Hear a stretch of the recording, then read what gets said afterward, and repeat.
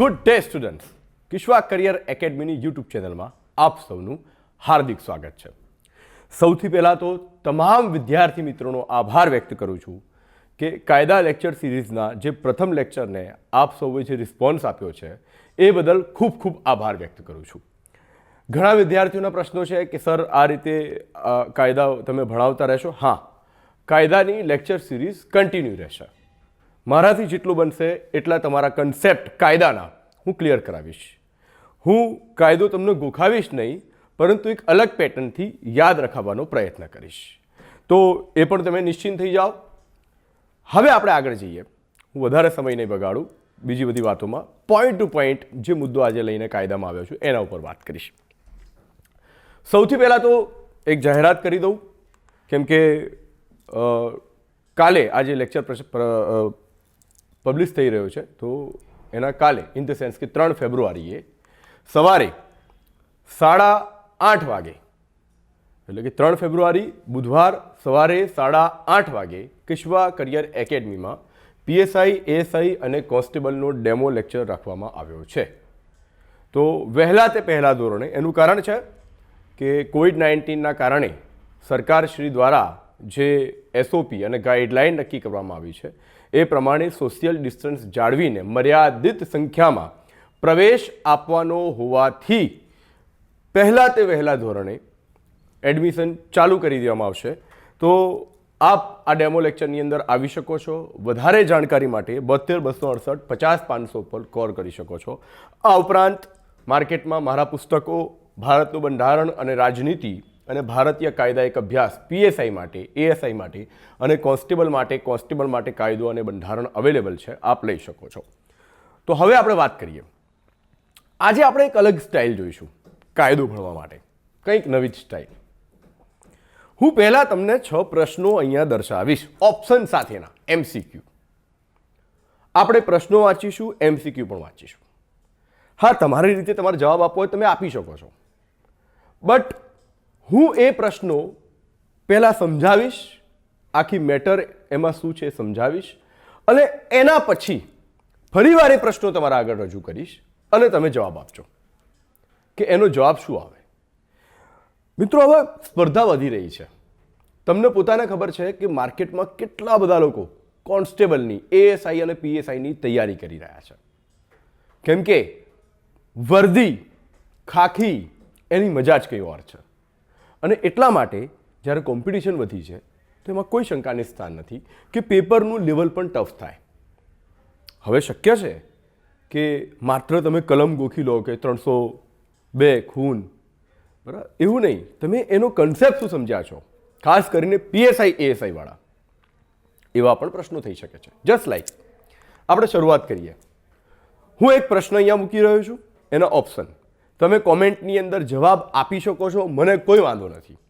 પરંતુ હું તો આના જવાબ તમને ત્યારે જ પરફેક્ટ કરાવીશ જ્યારે આ આખો લેક્ચર પૂરો થશે. મારે જે તમને આજે અલગ અલગ 4 બાબતોના કન્સેપ્ટ ક્લિયર કરાવવાના છે, એ 4 બાબતોના કન્સેપ્ટ ક્લિયર થઈ જશે, એના પછી જ આપણે વાત કરીશું. પણ જોઈ લો શરૂઆત. પહેલો ક્વેશ્ચન, એક વ્યક્તિ એ રાતના સમયમાં વ્યક્તિ બીના ખેતરમાં જઈને બીની સંમતિ વિના દાંતરડા દ્વારા ઘઉંનો પાક કાપીને બદ ઇરાદાથી લઈ જાય છે. વ્યક્તિ એ કયા પ્રકારનો ગુનો કરે છે? યાદ રાખજો, આ પાક છે એને કાપીને લઈ જાય છે. કયા પ્રકારનો ગુનો કરે છે? ઓપ્શન એ ચોરી, ઓપ્શન બી ધાડ, ઓપ્શન સી લૂંટ, ઓપ્શન ડી બળજબરીથી કઢાવવું. ઘણાને પ્રશ્ન આવડતો હશે, પણ આપણે અત્યારે આના જવાબની ડિસ્કસ નહીં કરીએ, કેમ કે હું તમને સમજાવીશ કે એનો જવાબ એ કેમ છે, બીજા કેમ નથી, એની પણ આપણે ડિસ્કસ કરવાની છે. માત્ર જવાબ ગોખવાનો નથી, એનું કન્સેપ્ટ સમજવાનું છે. આગળ જઈએ. બીજો ક્વેશ્ચન, 3 વ્યક્તિઓ ભેગા થઈ રાત્રે, યાદ રાખજો કેટલા વ્યક્તિ છે? 3 ભેગા થયા છે, રાત્રે બેંકમાં જાય છે, કોઈ એક બેંકની અંદર જાય છે, તાળું તોડી. સીધી વસ્તુ, રાત્રે બેંક ચાલુ ના હોય એટલે એ તાળું તોડીને જ ગયા છે. 1 કરોડ રૂપિયા લઈ જાય છે. કેટલા? 1 કરોડ રૂપિયા. બેંકની અંદરથી એ લઈ લે છે. આ ત્રણેય વ્યક્તિઓ કયા પ્રકારનો ગુનો કરે છે? કે છે આ ત્રણેય વ્યક્તિઓ કયા પ્રકારનો ગુનો કરે છે? ઓપ્શન એ લૂંટ. ત્રણ વ્યક્તિઓ છે 1 કરોડ રૂપિયા લઈ ગયા છે, એ પાછા બેંકમાંથી. બીજા દિવસે મોટાભાગે સમાચારોમાં છપાતું હોય છે ફલાણી બેંકની અંદર 1 કરોડની લૂંટ, અથવા ફલાણી બેંકની અંદર 1 કરોડની ધાડ, 1 કરોડની ચોરી. ન્યૂઝપેપરો અલગ અલગ શબ્દો વાપરતા હોય છે. જોઈએ શું આ લૂંટ છે, શું આ ધાડ છે, શું આ ચોરી છે, શું આ બળજબરીથી કઢાવું છે? હા, જોઈએ. નંબર 3, ત્રીજો પ્રશ્ન. એ ને બી કહે છે કે જો તું આ કાગળ પર સહી નહીં કરે તો હું તારા બાળકને ગેરકાયદે અટકાયતમાં રાખીશ. એ કાગળ પર સહી કરીને બીને આપે છે. અહીં બીએ કયો ગુનો કર્યો છે? અચ્છા, કાગળ જેવો તેવો નથી, કિંમતી જામીનગીરી છે, હું પહેલાથી કહી દઉં. બરાબર. એ ચોરી, બી લૂંટ, સી બળજબરીથી કઢાવું, ડી ધાડ. આગળ જઈએ. નંબર 4, એક વ્યક્તિ એ બીના કૂતરાને, યાદ રાખજો કોઈ વસ્તુ નથી, આ પશુ છે, કૂતરો. એક વ્યક્તિ એ બીના કૂતરાને બદદાનતથી લઈ જવાના ઈરાદા સાથે પોતાના ખિસ્સામાંથી બિસ્કિટ ખવડાવી પોતાની પાછળ આવવા લલચાવે છે, તો એ કયા પ્રકારનો ગુનો કરે છે? તમે ઘણીવાર શું કરતા હોવ કે બસ 378 ચોરી, 379 ચોરીની શિક્ષા, પછી લૂંટ, ધાડ, બળજબરીથી કઢાવું, આની આ કલમ, આની આ કલમ. આવા પ્રશ્નો પૂછાઈ જશે તો શું કરશો? અને આવા પ્રશ્નો પૂછાઈ શકે. અને આ કોઈ ડેપ્થ નથી. કોઈ એવું વિચારતું હોય કે ડેપ્થ ના, તમને એક કોન્સ્ટેબલ તરીકે એટલી તો ખબર હોવી જોઈએ કે ચોરી અને લૂંટ વચ્ચે શું તફાવત છે, ચોરી અને બળજબરીથી કઢાવા વચ્ચે શું તફાવત છે. તમને ખબર હોવી જોઈએ કે ધાડ અને લૂંટ વચ્ચે શું તફાવત છે. આ બિલકુલ ઇઝી પ્રશ્ન. આ પ્રશ્ન ડેપ્થનેસ કહેવાય જ નહીં. આમાં તો કલમ સુદ્ધા નથી પૂછી રહ્યા. અને ભૂતકાળમાં આવા પ્રશ્નો પૂછાઈ ગયા છે કે ભાઈ એક વ્યક્તિ, એક કૂતરો છે અને બિસ્કિટ ખવડાવતા, હવે સારા આશયથી ખવડાવે કોઈ વાંધો નથી, પણ અહીંયા કીધું છે કે બદદાનતથી લઈ જવાના ઈરાદા સાથે, કોને? કૂતરાને લઈ જવાના ઈરાદા સાથે ખિસ્સામાંથી બિસ્કિટ ખવડાવીને કૂતરાને કહે છે ચલ મારા પાછળ. તો કહે છે એ કયા પ્રકારનો ગુનો કરે છે? શું આ ચોરી છે, શું આ લૂંટ છે, શું આ ધાડ છે, શું આ ગુનાહિત વિશ્વાસઘાત છે, કે પછી આને ખરેખર ગુનો કહેવાય જ નહીં, અથવા તો ઇન્ડિયન પિનલ કોડની વ્યાખ્યામાં નથી આવતો? એ પણ આજે આપણે સમજીશું. યાદ રાખજો 6 ક્વેશ્ચન કીધા છે મેં, હજુ 4 થયા છે. 5, એક વ્યક્તિ એ બીજા વ્યક્તિ બીને રસ્તા પર પિસ્તોલ બતાવીને તેના પર્સમાંથી પૈસા કઢાવે છે, તો એ કયા પ્રકારનો ગુનો કરે છે? જો તમે ઈચ્છો તો આને લખી પણ શકો છો, પણ જો તમે ના લખો ચાલુ લેક્ચરમાં, ચિંતા ના કરો, મારે તો સ્લાઇડ જ ફેરવવાની છે, એટલે આને આ પ્રશ્ન પાછા આવશે અને એ વખત હું ચર્ચા કરીશ. એટલે ચિંતા ના કરો કે સાહેબ 6 ક્વેશ્ચન મગજમાંથી જતા, ના, ચિંતા ના કરો. બધું સ્લાઇડ, મારે સ્લાઇડ જ ફેરવવાની છે. કે છે એક વ્યક્તિ એ બીજા વ્યક્તિ બીને રસ્તા પર પિસ્તોલ બતાવીને તેના પર્સમાંથી પૈસા લાય, પૈસા કઢાવે છે, તો એ કયા પ્રકારનો ગુનો કરે છે? શું આ લૂંટ છે, શું આ બળજબરીથી કઢાવું છે, કાળભાઈ બળજબરીથી કઢાવું છે, શું આ ચોરી છે, કે આ ધાડ છે, ડકૈતી છે? જોઈએ. અને આજનો છેલ્લો ક્વેશ્ચન આપણો કે 5 વ્યક્તિઓ કોઈ વ્યક્તિ સી ને રસ્તા પર રોકી. કેટલા વ્યક્તિઓ છે? 5 વ્યક્તિ છે. કોઈ વ્યક્તિ સી ને રસ્તા પર રોકી ધમકાવી, ડરાવી એટલે એને ઈજા પહોંચાડવાનો ડર આપવો, ને તેની પાસેથી પૈસા અને સોનાની ચેન કઢાવે છે.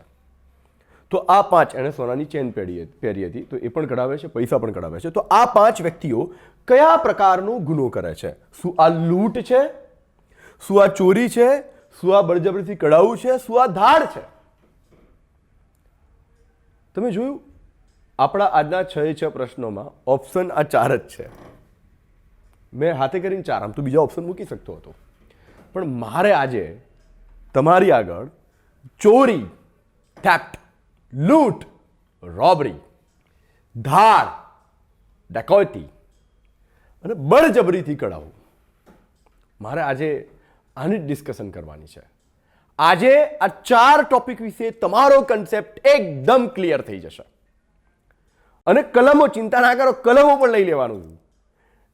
કલમો પણ ક્લિયર, સામા વ્યાખ્યા, સામા શિક્ષાની જોગવાઈ.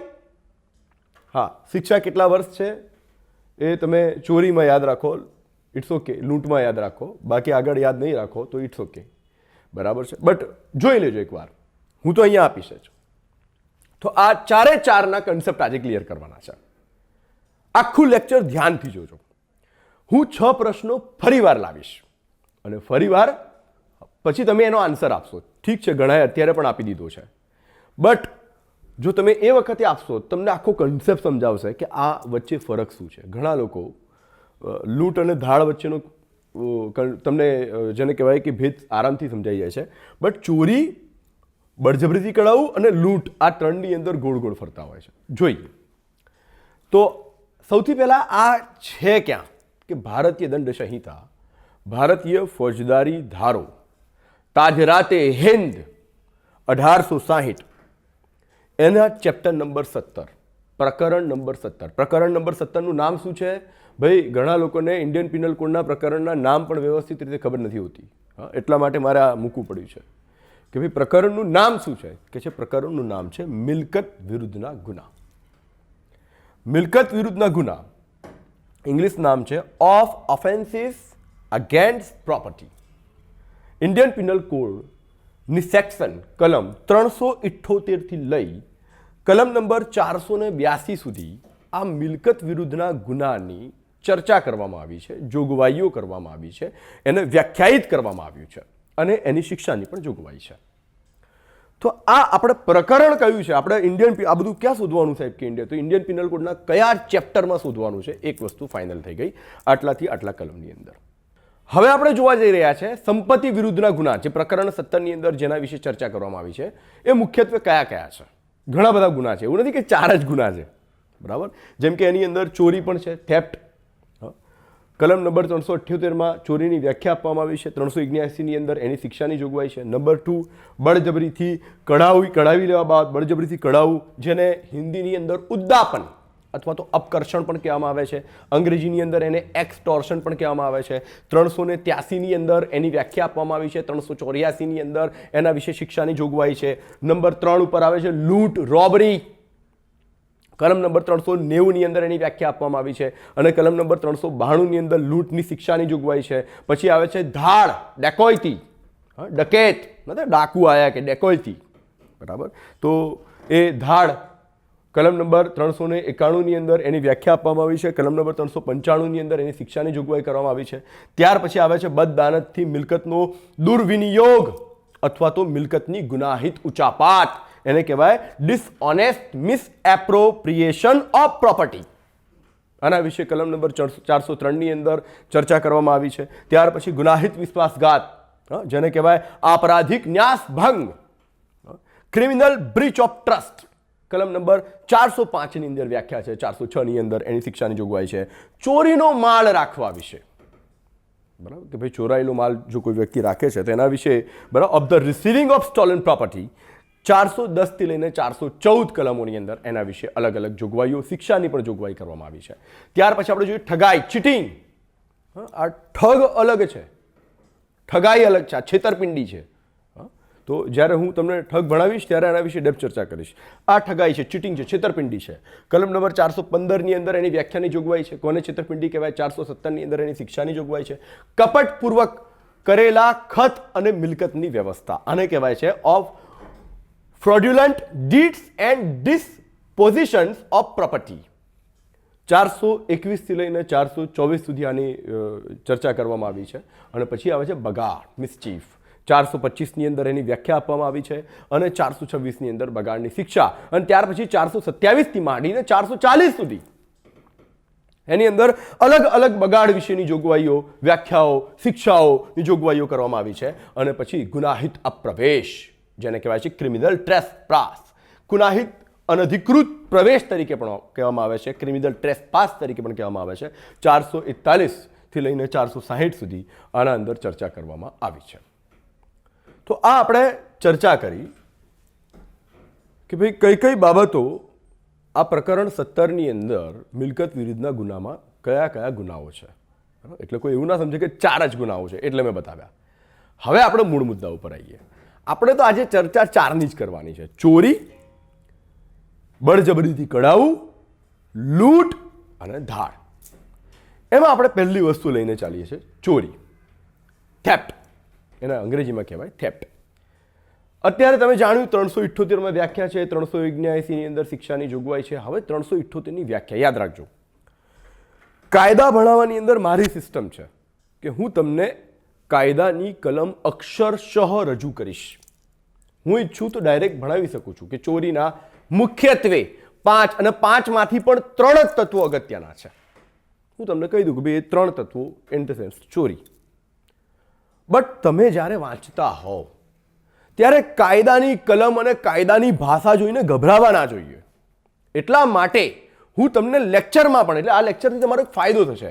એક તો તમારો કન્સેપ્ટ ક્લિયર થશે, સાથે સાથે કાયદો વંચાઈ જશે એ ખબર નહીં પડે કે કાયદો વંચાઈ ગયો. ઓકે, આ કલમ તો વાંચી કાઢી સાહેબ. તો હું પહેલાં તમારા આગળ મૂળ ટેક્સ રજૂ કરીશ. યાદ રાખજો, આ વસ્તુ બહુ જરૂરી છે.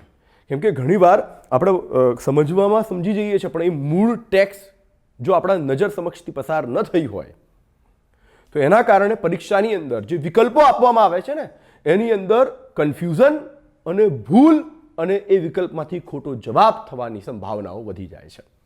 તો એટલા માટે જોઈએ આપણે કલમ 378 ચોરીની વ્યાખ્યા કઈ રીતે કાયદામાં આપવામાં આવી છે. તો કાયદામાં કંઈક આ રીતે વ્યાખ્યા છે કે જે કોઈ વ્યક્તિ બીજી કોઈ વ્યક્તિના કબજામાંથી, હું જેના ઉપર રાઉન્ડ કરું ને એ શબ્દો તમારા માટે અગત્યના રહેશે. જે કોઈ વ્યક્તિ બીજી કોઈ વ્યક્તિના કબજામાંથી તેની સંમતિ વિના કોઈ જંગમ મિલકત બદદાનતથી લઈ લેવાના ઈરાદાથી તે મિલકતને ખસેડે તો તેણે ચોરી કરી કહેવાય. પહેલી દ્રષ્ટિએ તમે વાંચો ને એટલે કે સાહેબ શું કહેવા માંગે છે. બિલકુલ ઇઝી છે. કે છે કોઈ વ્યક્તિ બીજી કોઈ વ્યક્તિના કબજામાંથી સંમતિ વિના, કોની સંમતિ? જેના કબજામાં મિલકત છે એની સંમતિ વિના કોઈ જંગમ મિલકતને. સાહેબ જંગમ મિલકત એટલે કેવી મિલકત? ઓલરેડી ઇન્ડિયન પિનલ કોડમાં એની વ્યાખ્યા આપવામાં આવી છે. બટ છતાં પણ હું ચર્ચા કરી લઉં. જંગમ મિલકત એટલે મૂવેબલ પ્રોપર્ટી, ચલ મિલકત. ચલ હિન્દી શબ્દ છે. ચલ એટલે ખસેડી શકાય, એને મૂવેબલ પ્રોપર્ટી પણ કહેવામાં આવે છે.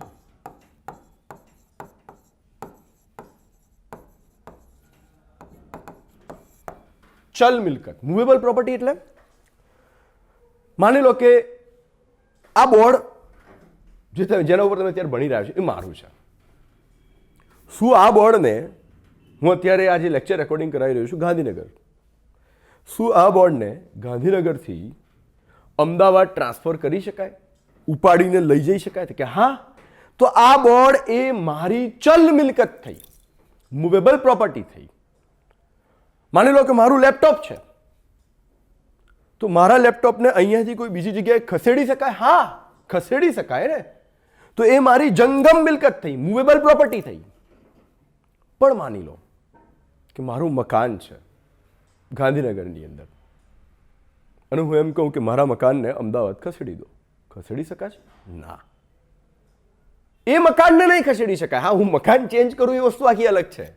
બટ એ જે મકાન છે એને તમે ઉપાડીને અમદાવાદ નહીં લઈ જઈ શકો. અમદાવાદ તો છોડો, ગાંધીના બીજા સેક્ટરમાં કે એ ત્યાંથી 1 ઇંચ પણ તમે આગુ પાછો નહીં કરી શકો. તો એ મકાન છે ને એ કેવી પ્રોપર્ટી થઈ? સ્થાવર, અચલ પ્રોપર્ટી, ચલિત નથી થઈ શકતી. એ પ્રમાણે જમીન, માની લો મારી કોઈ જગ્યાએ જમીન છે, હું એમ કહું ત્યાંથી ઉપાડીને બીજી જગ્યાએ લઈ, ના, નથી જઈ શકતી. તો યાદ રાખજો, ચોરીની વ્યાખ્યામાં પહેલો શબ્દ વાપરવામાં આવ્યો છે કબજામાંથી, સંમતિ વિના. પણ એ મિલકત કેવી હોવી જોઈએ? કે છે જંગમ મિલકત, મૂવેબલ પ્રોપર્ટી હોવી જોઈએ, ચલ મિલકત હોવી જોઈએ, એક જગ્યાએથી બીજી જગ્યાએ ખસેડી શકાય એવી મિલકત હોવી જોઈએ. આ ત્રીજી શરત. બદદાનતથી સીધી વસ્તુ છે કે દાનત સારી નથી, ઈરાદો સારો નહોતો. બદદાનત ઇન ધ સેન્સ કે જેની આ મિલકત છે ને એને નુકસાન પહોંચાડવું છે.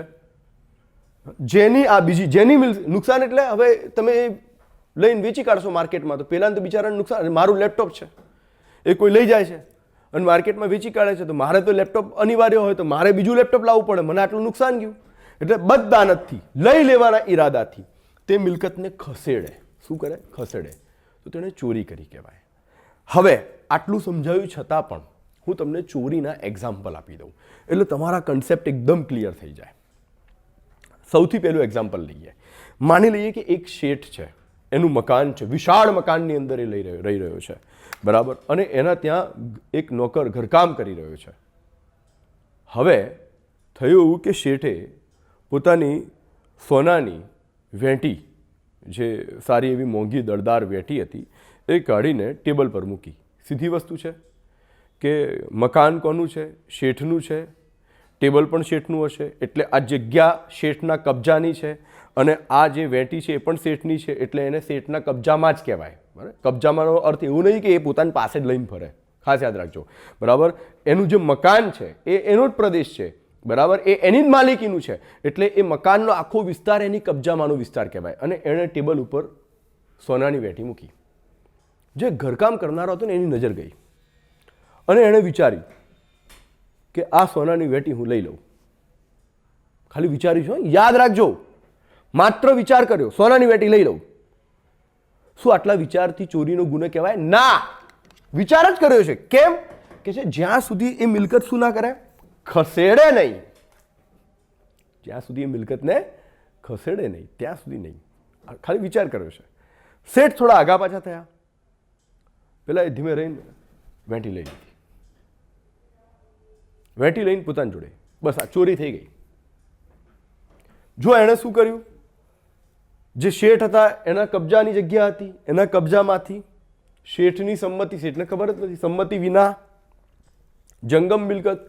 વેટી કેવી હતી? મૂવેબલ પ્રોપર્ટી, જંગમ મિલકત. બદદાનતથી સીધી વસ્તુ છે. હવે કંઈ વેટી વેચીને કંઈ એ શેઠને કંઈ ફાયદો તો કરાવવાનો નથી, શેઠને જ નુકસાન જ થયું. હા, બદદાનતથી લઈ લેવાના ઈરાદાથી મિલકતને ખસેડી. હવે થયું એવું, થોડુંક વધારે ડેપ્થમાં જઈએ, મજા આવશે. થયું કે વેટી એણે લીધી તો ખરી, પણ પરિસ્થિતિ એવી હતી ને કે વેટીને બહાર લઈ જઈ શકાતી નથી. બરાબર, એણે કે હું કદાચ ખિસ્સામાં નાખું પણ કે ખબર પડી જાય એવું હતું. એટલે તો એણે શું કર્યું? વેટીને શેઠના જ ઘરમાં ક્યાંક સંતાડી દીધી કે કાલે જ્યારે કોઈ નહીં હોય ને ત્યારે ધીમે રહીને હું લઈ જઈશ.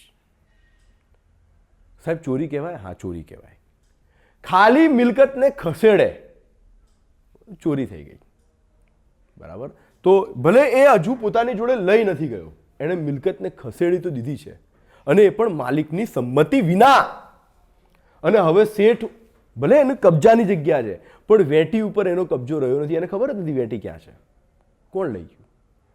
અને પછી પેલો બીજા દિવસે આવી અને કદાચ વેટી લઈ જાય. બરાબર, પણ આ ખસેડી ત્યાંથી એણે ચોરી કરી કહેવાય. ખાસ યાદ રાખજો, મિલકતનું ખસેડવું બહુ જરૂરી છે. તો આ મેં તમને ચોરીનું એક્ઝામ્પલ કે ઈરાદા માત્ર, જો આમાં ત્રણ વસ્તુ મેં તમારા કન્સેપ્ટ ક્લિયર કર્યા. એક, ઈરાદા માત્રથી કે કોઈ વસ્તુ લેવી છે, ગુનો નથી થતો, એને તમારે ખસેડવું જરૂરી છે. અને ખસેડવીને પછી તમે ગમે ત્યાં મૂકો છો, તમે એને વસ્તુને ખસેડી ઇન ધ સેન્સ બદદાનતથી ખસેડી, સંમતિ વિના ખસેડી. બરાબર, તો એ ચોરીનો ગુનો થઈ જાય છે. તો આ આપણે એક એક્ઝામ્પલ જોયું. બીજું એક્ઝામ્પલ તમારા કન્સેપ્ટ એકદમ ક્લિયર કરી નાખીશ. તમે આ લેક્ચર સાંભળ્યો એટલે તમારા આ ચાર વસ્તુ ક્લિયર, ગમે ત્યાંથી ક્વેશ્ચન પૂછાય. બીજો એક્ઝામ્પલ તમને આપું. માની લો કે ગામડાની અંદર એ અને બી આ બે ખેડૂતો છે, બંને બાજુમાં રહી રહ્યા છે. હવે થયું કે એ એક ભેંસ પાડી હતી.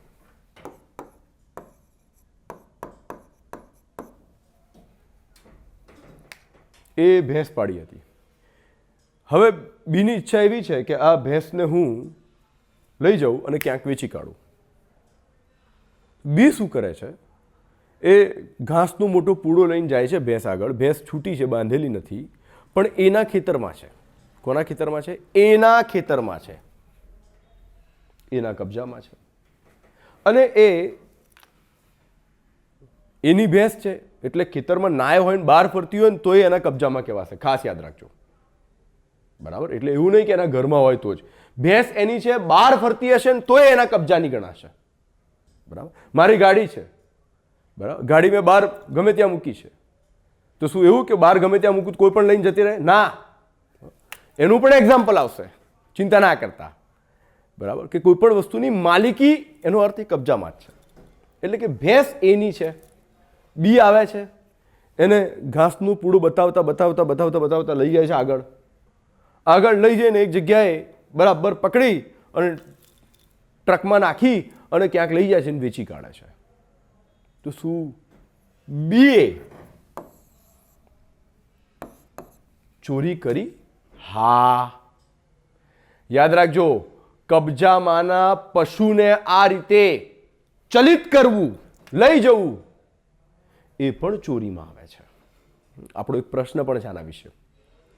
તો આ મેં તમને બીજો એક્ઝામ્પલ આપ્યો કે કોઈના કબજાનું, કોઈનું માલિકીનું પશુ, એને જો તમે લઈ જાઓ છો, એને તમે ખસેડો છો, ગમે તે લાલચ આપીને, ગમે તે પ્રલોભન આપીને, કે બળજબરી કરીને, અને તમારો ઈરાદો બધાનથી એને લઈ લેવાનો છે અને પાછા એને સંમતિ વિના ખસેડો છો, તો આને પણ શું કહેવાશે? ચોરી. આ બીજું એક્ઝામ્પલ હતું ભેંસવાળું. એક ત્રીજું એક્ઝામ્પલ જોઈએ. માની લઈએ કે બસની અંદર, આ એક જાણીતો ચુકાદો છે, બહુ સરસ મજાનો જાણીતો ચુકાદો છે. તમે આ ચુકાદો જોશો એટલે ક્લિયર થઈ જશે આખી વસ્તુ.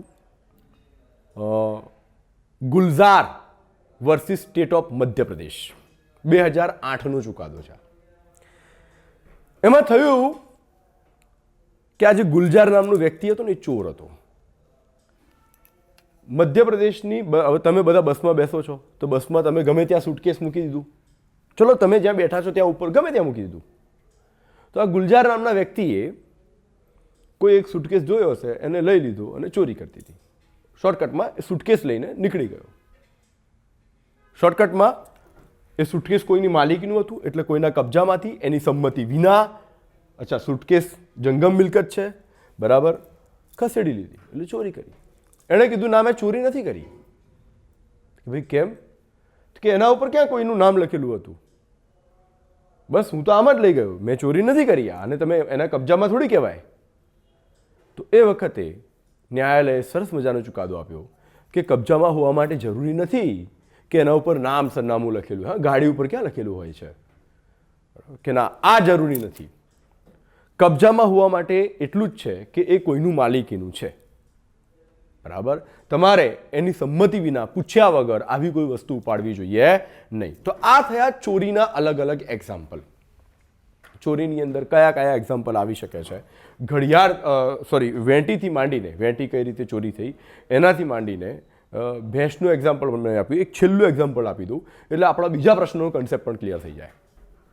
મેં અત્યારે તમને કીધું કે જંગમ મિલકત, પણ મેં આગળ તમને એક ક્વેશ્ચન પૂછ્યો છે કે ઘઉં કાપે છે અને લઈ જાય છે, તો આ જે વૃક્ષ છે, આ જે છોડ છે, સાહેબ એ જંગમ મિલકતમાં આવે? ના, વૃક્ષ સ્થાવર મિલકતમાં આવે છે. વૃક્ષ જમીન સાથે જોડાણ ધરાવે છે, એ સ્થાવર મિલકતમાં આવે છે. તો કોઈ પણ વ્યક્તિ વૃક્ષ કે પાક લઈ જાય ચોરી ના ગણાય? ના, ચોરી ગણાય. સાહેબ કઈ રીતે?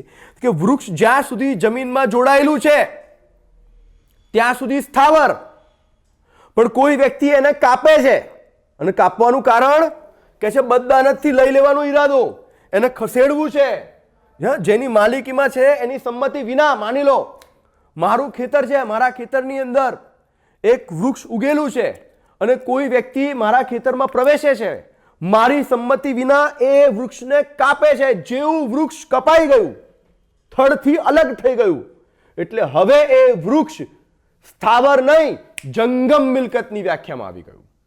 જેવો પાક કપાઈ ગયો તો હવે એ પાક સ્થાવર નહીં, જંગમ મિલકતની વ્યાખ્યામાં આવી ગયું, કેમ કે એનું જમીન સાથેનું જે જોડાણ હતું એ તૂટી ગયું. યાદ રાખજો, સ્થાવર મિલકતમાં શરત એ છે કે જમીન સાથે તૂટે નહીં, અતૂટ જોડાણ હોવું જોઈએ. વૃક્ષ જ્યાં સુધી જમીન સાથે જોડાયેલો હતો ત્યાં સુધી બરાબર હતું, પણ જેવું તમે એને કટ કરી નાખ્યો એટલે હવે એને મૂવેબલ પ્રોપર્ટી થઈ ગઈ, એને ગમે ત્યાં લઈ જઈ શકાય. તો બિલકુલ એ જ રીતે ખાસ યાદ રાખજો કે મારા ખેતરની અંદર એક વ્યક્તિ પ્રવેશ્યો, હું રાત્રે ઊંઘી રહ્યો છું, મારી સંમતિ વિના એણે એ ઝાડને કાપી કાઢ્યું, ઝાડને કાપીને એ ક્યાંક લઈ ગયો. તો યાદ રાખજો, મારા કબજામાંથી, ઝાડની માલિકી મારી હતી, મારા કબજામાંથી મારી સંમતિ વિના હવે ઝાડ કેવું થઈ ગયું? જંગમ મિલકત થઈ ગયો. બરાબર, બદદાનતથી લેવાના ઈરાદા સાથે મિલકતને ખસેડી દીધી એણે. તો એણે શું કરી કહેવાય? ચોરી કરી કહેવાય. શું કરી કહેવાય? ચોરી કરી કહેવાય. તો આ ચોરીનો કન્સેપ્ટ મેં તમને ક્લિયર કર્યો. ચોરીની શિક્ષાની વાત કરીએ તો યાદ રાખજો, 3 વર્ષ સુધીની, ચોરી માટે કેટલા વર્ષની? તો કે 3 વર્ષ સુધીની બેમાંથી કોઈ પણ પ્રકારની કેદ, બરાબર, અથવા દંડ અથવા એ બંનેની જોગવાઈ, બંનેની શિક્ષા કરવામાં આવે છે. 369. તો યાદ રાખજો, 378 ચોરી, 379 ચોરીની શિક્ષા. અને ચોરી માટે કઈ કઈ વસ્તુ? તો કે જે મિલકત છે એક તો એ જંગમ હોવી જોઈએ, કોઈના કબજામાં હોવી જોઈએ, એના સંમતિ વગર તમે લઈ રહ્યા છો અને એને ખસેડશો, અને ઈરાદો કેવો હશે તમારો? ખરાબ, અપ્રામાણિક, બદદાનતવાળો. એ આના ઉપરથી આપણે એમ કહી શકાય કે ચોરીના ગુનાની અંદર આ 5 તત્વો જરૂરી છે. નંબર 1, બદદાનતથી લેવાનો ઈરાદો એટલે કે અપ્રામાણિક ઈરાદો. નંબર 2, જંગમ પ્રકારનું મિલકત હોવી જોઈએ. નંબર 3, મિલકતનું સ્થળાંતર કોઈ વ્યક્તિના કબજામાંથી થવું જોઈએ એટલે કે મિલકત કોઈના કબજામાં હોવી જોઈએ, અને જેના કબજામાં મિલકત છે એની સંમતિ વિના સ્થળાંતર થવું જોઈએ, અને મિલકતનું સ્થળાંતર લઈ લેવાના ઈરાદાથી થવું જોઈએ. મિલકતનું સ્થળાંતર લઈ લેવાના ઈરાદાથી, બરાબર. અને આ 5ની અંદર પણ હું તમને મુખ્યત્વે 3 જ મુદ્દા કહીશ કે ચોરીની અંદર 3 મુદ્દા હોવા જોઈએ. નંબર 1, મિલકત જંગમ પ્રકારની. નંબર 2, કોઈના કબજામાં હોવી જોઈએ. અને નંબર 3, સંમતિ વિના સ્થળાંતર. બસ આ 3 જ મુદ્દા હોય એટલે ચોરી. આ 3 મુદ્દા, કોઈ પણ ક્વેશ્ચન આવે, 3 મુદ્દાને ચેક કરો. આ 3 મુદ્દા છે, ઇટ્સ ઓકે, ચોરી. શું મિલકત કોઈના કબજામાં હતી? તો કે હા હતી. શું મિલકત જંગમ હતી? તો કે હા જંગમ હતી. એની સંમતિ વિના ખસેડવામાં આવી છે? તો કે હા, બસ ચોરી. આ થઈ ગઈ ચોરી. બિલકુલ મેં તમને કન્સેપ્ટથી ચોરી સમજાવી. હજુ આપણે 3 ટોપિક સમજવાના છે. બીજો ટોપિક લઈએ, બળજબરીથી કઢાવવું. સારું, ચોરી આ છે તો બળજબરીથી કઢાવવું કોને કહેવાય? એકચ્યુઅલી એના નામની અંદર જ એની વ્યાખ્યા છે. શું કામ ચિંતા કરો છો? બળજબરીથી કઢાવવું એટલે કે મારી ઈચ્છા નથી છતાં પણ મારી જોડેથી કોઈ કંઈ કઢાઈને લઈ જાય છે, ધેટ ઇઝ કોલ્ડ બળજબરીથી કઢાવવું. પણ આપણે કાયદાની દ્રષ્ટિએ જોઈએ કે ઇન્ડિયન પિનલ કોડ 383ની અંદર બળજબરીથી કઢાવવાની વ્યાખ્યા આપવામાં આવી છે, અને 384ની અંદર એની શિક્ષાની જોગવાઈ આપવામાં આવી છે. જેમ ચોરીની અંદર તમે કાયદાની ટેક્સ્ટ ઉપરથી શીખ્યા હતા, એમ આમાં પણ આપણે કાયદાની ટેક્સ્ટ વાંચીશું. શું કહે છે કાયદાની text? Indian penal code section 383, બળજબરીથી કઢાવી લેવા બાબત, અને ઇંગ્લિશમાં એક્સટોર્શન પણ કહેવામાં આવે છે, કે છે જે કોઈ વ્યક્તિ ઇરાદાપૂર્વક, આમાં પણ જે મુદ્દા ઉપર હું રાઉન્ડ કરું એ અગત્યના રહેશે. જે કોઈ વ્યક્તિ ઇરાદાપૂર્વક કોઈ બીજી વ્યક્તિને તેને ખુદને, કોઈ બીજી વ્યક્તિને તેને ખુદને એટલે આ બીજી વ્યક્તિને ખુદને અથવા બીજા કોઈને ઈજા કરવાના ભયમાં મૂકીને, કેવા ભયમાં મૂકીને? ભયમાં મૂકવાનું છે, પણ કેવા ભયમાં? ઈજા કરવાના ભયમાં મૂકીને, એ રીતે ભય પામેલી વ્યક્તિને કોઈ મિલકત, અહીંયા શબ્દ છે કોઈ મિલકત, જુઓ, કોઈ મિલકત, ચાહે એટલે ગમે તે મિલકત. પેલામાં સ્પષ્ટ શબ્દ હતો જંગમ મિલકત, ઇન ધ સેન્સ કે સ્થાવર મિલકતની ચોરી નથી થતી, ચોરી માત્ર જંગમ મિલકતની થાય છે. જ્યારે અહીંયા બળજબરીથી કરાવવામાં શબ્દ છે કોઈ મિલકત એટલે ગમે તે મિલકત, અથવા કિંમતી જામીનગીરી. કિંમતી જામીનગીરીની વ્યાખ્યા ઇન્ડિયન પિનલ કોડ કલમ નંબર 30 માં આપેલી છે. કિંમતી જામીનગીરી એટલે કે એવો દસ્તાવેજ જેનાથી કોઈ જગ્યાએ તમારો હક ઉપજતો હોય, હક મર્યાદિત થતો હોય, હક નષ્ટ થતો હોય, શોર્ટકટમાં કંઈક એનાથી કોઈ હક ઉત્પન્ન થતો હોય કે હક નાબૂદ થતો હોય, એને આપણે એવા દસ્તાવેજને આપણે કિંમતી જામીનગીરી કહીશું. અથવા કિંમતી જામીનગીરીમાં ફેરવી શકાય તેવી સહી કે સિક્કા કરેલી વસ્તુ કોઈને આપી દેવા માટે બદદાનતથી દબાવે. તો એ બળજબરીથી કઢાવી લેવાનો ગુનો કરે છે. બરાબર સાહેબ, વ્યાખ્યા વાંચી, સમજણ હજુ પણ ના પડી, ચિંતા ના કરો, આખી વસ્તુ તમને એક્ઝામ્પલથી આવી જશે. બરાબર, એક આ ભય શબ્દ ખાસ યાદ રાખજો. માની લઈએ કે એક વ્યક્તિ છે એ, એક વ્યક્તિ છે બી. થાય છે શું કે આજે એ વ્યક્તિ છે એ બી ને એવું ધમકાવે છે, બી ને ધમકાવે છે કે જો તારી કેટલીક પ્રાઇવેટ વિડીયો કે તારા કેટલાક ફોટા મારી જોડે છે, બરાબર, અથવા તારો કોઈ કૌભાંડ, તારો કોઈ કૌભાંડ, સ્કેમ મારી જોડે છે, તું મને અમુક રૂપિયા આપી દે. જો તું મને અમુક રૂપિયા નહીં આપે, જો તું મને અમુક રૂપિયા નહીં આપે તો હું તારી માનહાનિ કરતું લખાણ લખીશ. શું કરતું? માનહાનિ. માનહાનિ કરતું લખાણ લખીશ. કે છે એ પત્રકાર પણ છે, એનું પોતાનું ન્યૂઝપેપર છે. અને જો માની લો કે એણે અમુક રૂપિયા, જેટલા લાખ રૂપિયા, કરોડ રૂપિયા માંગ્યા હતા, બીએ એને આપી દીધા, તો અહીંયા એ બળજબરીથી કઢાવી લેવાનો ગુનો કરે છે. માનહાનિ પણ એક પ્રકારની ઈજા છે, યાદ રાખજો. તો એ બી સામે, બરાબર, બળજબરીથી કઢાવી લેવાનો ગુનો કરે છે. બીજું એક્ઝામ્પલ આપીએ. માની લઈએ કે એ બીના છોકરાને, એ જે છે એ બીના છોકરાને ગેરકાયદે પકડી લે છે અને બીને ધમકી આપે છે કે જો તું મને આટલા રૂપિયા નહીં આપે, અથવા માની લો એની પ્રોપર્ટીનો એક દસ્તાવેજ છે કે તું આ દસ્તાવેજ મારા નામ પર આ પ્રોપર્ટી કરતો દસ્તાવેજ કરી આપ, કિંમતી જામીનગીરી, કે આ જે પ્રોપર્ટી છે ને એ તું મારા, એ કહે છે, કોણ કહે છે? બીને, કે તારો છોકરો મારા કબજામાં છે. અહીંયા તો બીજા કોઈને ઈજા કરવામાં, બીજા કોઈને એટલે અહીંયા બીનો છોકરો. પહેલામાં બીને ખુદને ઈજા કરવાની વાત હતી, બીજામાં હવે બીના છોકરાને છે. બીજા એક્ઝામ્પલમાં એ એવું કહે છે બીને કે તારો છોકરો મારા કબજામાં છે, ફલાણી જગ્યાએ તારી પ્રોપર્ટી છે, તારી પ્રોપર્ટી મારા નામ ઉપર કરી આપ, હું તને દસ્તાવેજ મોકલી રહ્યો છું, એના ઉપર સહી સિક્કા કરી આપ, નહીતર હું તારા છોકરાને મારી કાઢીશ, અથવા તો હું તારા છોકરાને છોડીશ નહીં. તો અહીંયા ભય ઉત્પન્ન કર્યો. હવે બી બિચારો ટેન્શનમાં રહેશે, મારા છોકરાને શું થશે? એટલે હવે બી શું કરશે? અરે ભાઈ લાય કે દસ્તાવેજ સાઇન કરી આપી. જો અહીંયા પૈસાનો વહીવટ નથી થયો, પ્રોપર્ટીના દસ્તાવેજ, પૈસાનો વહીવટ નહીં. એટલે એ જે દસ્તાવેજ હતા એને આપણે શું કહીશું? કિંમતી જામીનગીરી. પહેલા કિસ્સાની અંદર પૈસાની વાત હતી, એટલે જો પૈસાની વાત હોય, પૈસા શું, કેવી મિલકત કહેવાય? જંગમ મિલકત કહેવાય. અને આ પ્રોપર્ટી કેવી મિલકત કહેવાય? સ્થાવર મિલકત કહેવાય. બંને મિલકતમાં બળજબરીથી કઢાવવાની વાત થઈ રહી છે, બરાબર. તો પેલો પ્રોપર્ટીના દસ્તાવેજ પર સાઇન કરી આપે, એને આપી દે, તો અહીંયા એ બળજબરીથી કઢાવી લેવાનો ગુનો કરે છે. મેં તમને બે એક્ઝામ્પલ આપ્યા. પહેલા એક્ઝામ્પલમાં એ બીને ધમકાવે છે, તારી માનહાનિ કરીશ, મને આટલા રૂપિયા મોકલી આપ. એટલે કે એક વ્યક્તિ બીજા વ્યક્તિને જ ઈજા પહોંચાડવાની, માનહાનિ થવી, એક પ્રકારની ઈજા પહોંચાડવી, બરાબર. એ રીતે એને ધમકાવે છે અને એની જોડેથી અમુક રૂપિયા લે છે, અમુક મિલકત લે છે. રૂપિયા કેવી મિલકત હતી? તો કે જંગમ મિલકત હતી. તો કે આ પણ બળજબરીથી કઢાવું થયું. અને બીજા કિસ્સાની અંદર એ બીના છોકરાને પકડીને લઈ જાય છે અને પેલાને ધમકી આપે છે કે તું તારી પ્રોપર્ટી એટલે કિંમતી જામીનગીરીનો દસ્તાવેજ, કેવી મિલકત છે? તો કે સ્થાવર મિલકત છે, મારા નામ ઉપર કરી આપ. પેલો કરી આપે છે. તો આ પરિસ્થિતિમાં પણ એ બી સામે બળજબરીથી કઢાવી લેવાનો ગુનો કરે છે.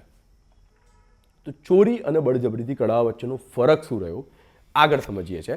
પહેલા જોઈ લઈએ બળજબરીથી કઢાવી લેવાની અંદર જે શિક્ષા છે એ કલમ નંબર 384 છે. શું જોગવાઈ છે એની ઇન્ડિયન પિનલ કોડની અંદર? કે છે જો કોઈ વ્યક્તિ બળજબરીથી કઢાવી લેવાનો ગુનો કરે છે તો એને પણ 3 વર્ષથી એટલે 3 વર્ષની મુદ્દત સુધીની બેમાંથી કોઈ પણ પ્રકારની કેદ અથવા દંડ અથવા બંને પ્રકારની સજા થશે. હવે બળજબરીથી કઢાવવાની અંદર જેમ ત્યાં ચોરીમાં 5 તત્વો હતા, એમ અહીંયા પણ 5 તત્વો છે. તમે હજુ પણ આ વ્યાખ્યાન ના સમજ્યા હો તો હવે આ 5 તત્વો સમજી લેશો ને એટલે બળજબરીથી કઢાવવાનું પિક્ચર તમારા મગજમાં પૂરું થઈ ગયું. જેમ ચોરીમાં હતું, ચોરીમાં શું હતું કે કોઈના કબજામાં મિલકત હોવી જોઈએ. કેવી મિલકત? કે જંગમ મિલકત હોવી જોઈએ, બરાબર. એને તમે એની સંમતિ વિના ખસેડો છો, સંમતિ વિના ખસેડો છો. ચોરી અહીંયા જોઈએ કે જે કોઈ વ્યક્તિને અથવા અન્ય કોઈને ઈજા કરવાના ભયમાં મૂકવું. પેલાને જોયું ને આપણે, આપણા જ એક્ઝામ્પલ આપણે જોઈશું. પેલાને માનહાનિના ભયમાં મૂક્યો, હા, અને બીજી વાર એના છોકરાને ઈજા પહોંચાડવાનો, મૃત્યુ પહોંચાડવાના ભયમાં મૂક્યો. અચ્છા, આવું ઈરાદાપૂર્વક ટાર્ગેટેડ પ્લાનિંગથી કર્યું છે. હા, આવું કાર્ય અપ્રામાણિક હેતુથી, સીધી વસ્તુ છે, એનો હેતુ શું હતો કે એ જોડેથી પહેલામાં હેતુ હતો એ જોડેથી પૈસા લઈ લઉં, બીજામાં હેતુ હતો એની મિલકત લઈ લઉં, હેતુ અપ્રામાણિક હતો. ભયમાં મુકાયેલા વ્યક્તિને પ્રેરિત કરવું. હા, બિચારો બી ગભરાઈ ગયો, એ પ્રેરિત થયો, બરાબર. એણે સંમતિ આપી દીધી. શોર્ટકટમાં પ્રેરિત કરવો એટલે સંમતિ આપી દીધી એણે. એટલે આ મારો પૈસા છે, લઈ જતું, પણ મારા વિરુદ્ધમાં કશું છાપતો નહીં. અને બીજા કિસ્સામાં લે આ મારી પ્રોપર્ટી મેં તને આપી પણ મારા છોકરાને કંઈ કરતો. શોર્ટકટમાં અહીંયા ચોરી જેવું નથી. ચોરીમાં સંમતિ વગર હતું. અહીંયા જે બીજો વ્યક્તિ છે જેના કબજામાં પૈસા છે, મિલકત છે, જંગમ મિલકત છે, સ્થાવર મિલકત છે, એ પોતાની સંમતિથી આપી રહ્યો છે. એ પોતાની સંમતિથી આપી રહ્યો છે. ખાસ યાદ રાખજો, બરાબર. તો બળજબરીથી કઢાવવામાં સંમતિ છે, હા, પણ સંમતિ શાના કારણે છે? ભયના કારણે છે, ડરના કારણે છે, બીકના કારણે છે. અને છેલ્લે તે પોતાની કોઈ મિલકત અથવા કિંમતી જામીનગીરી સોંપી દે છે, ચાહે જંગમ હોય કે સ્થાવર હોય, બરાબર. તો બળજબરીથી કઢાવવું એની અંદર મુખ્ય, આમાંથી તમે મને કહેશો કે આમાંથી સાહેબ મુખ્ય 3 તત્વો, તો યાદ રાખજો. પહેલો તત્વ હું એમ કહીશ કે નંબર 1, એક તો કોઈને ઈજા કરવાનો ભય ઉત્પન્ન કરવો.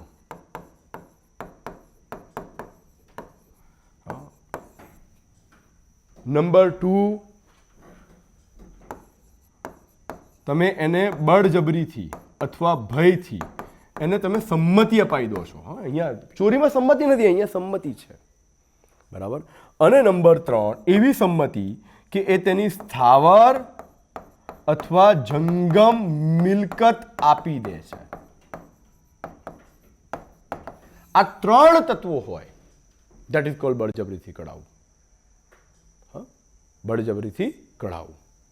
એક વ્યક્તિ, હું રસ્તામાં જતો હતો, એક વ્યક્તિ એનું ઉપર ગયો, એ ચલ પર્સ કાઢ. હાથમાં કોઈ સાધન નથી, હો, યાદ રાખજો. ન ચપ્પુ છે, ન પિસ્તોલ છે, કે બસ પર્સ કાઢ, ચાલ. હું બિચારો ગભરાઈ ગયો. પર્સ નહીં કાઢે તો મારીશ 2 લાફા, કે ચાલ કાઢ પર્સ. એટલે લે ભાઈ પર્સ આપી દીધું. શું થયું? આ બળજબરીથી કઢાવવું. પર્સ મારા કબજામાં હતું, એણે મને મારવાનો ભય ઉત્પન્ન કર્યો, મેં મારું પર્સ કાઢીને એને આપી દીધું. એટલે કે મારી જંગમ મિલકત મેં એને આપી દીધી, સંમતિથી આપી દીધી, પણ ભયના કારણે સંમતિ. તો આ જે મારું પર્સ લઈ ગયો ને, એને આપણે કહીશું બળજબરીથી કઢાવવું. ખાસ યાદ રાખજો, એણે માત્ર મને મારવાની ધમકી આપી છે, ન એના હાથમાં પિસ્તોલ છે, ન બીજું કોઈ ઘાતક હથિયાર છે. કેમ કે આ જ એક્ઝામ્પલ આગળ આવશે. હવે છતાં પણ તમારો કન્સેપ્ટ ક્લિયર ના થયો હોય તો હું અહીંયા એક તફાવત તમારી આગળ દર્શાવી રહ્યું છું કે ચોરી અને બળજબરીથી કઢાવવા વચ્ચે શું તફાવત છે. તો એક તો છે જંગમ મિલકત. ચોરી હંમેશા જંગમ મિલકતની થાય છે, બળજબરીથી કઢાવવું એ જંગમ સ્થાવર બંનેમાં થઈ શકે છે, બરાબર. હવે તો બધું ક્લિયર થઈ ગયું. હા, આ લેક્ચર સાંભળ્યો હોય ને એટલે આ ખાલી રિવિઝન જ હોય. કબજેદાર કે માલિકની સંમતિ વિના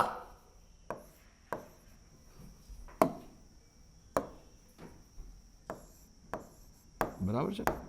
હા, આ વિના છે ને એટલા માટે જ અહીંયા પીપીટીમાં લખ્યું નથી, કેમ કે આ તમને બતાવવાનું છે લાલ પેનથી કે કબજેદાર કે માલિકની સંમતિ વિના, હા, સંમતિ વગર ચોરી થાય છે.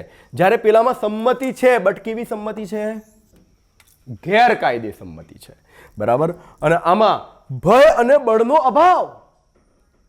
પેલા એ વેટી ચોરી લીધી, શું બળ વાપર્યું એણે? શું કોઈ ભય ઉત્પન્ન કર્યો? ના. રાત્રે ઘરમાં ચોર આવ્યો, તમે ઊંઘી રહ્યા હતા, 5 લાખ રૂપિયા લઈને જતો રહ્યો, સવારે ઉઠ્યા ત્યારે ખબર પડી 5 લાખ રૂપિયા, એણે કોઈ ભય ઉત્પન્ન કર્યો તમારે? ના, ચોરી. અને ચોરી કહીશું. ચોરીમાં ભય અને બળના તત્વોનો અભાવ હોય છે. બરાબર. રાત્રે ખેતરમાં આવ્યો, ઝાડ કાપીને લઈ ગયો, મને કોઈ ભય ઉત્પન્ન કર્યો? હું તો ઊંઘી રહ્યો હતો, મારે તો સંમતિ જ નથી, મને ખબર જ નથી.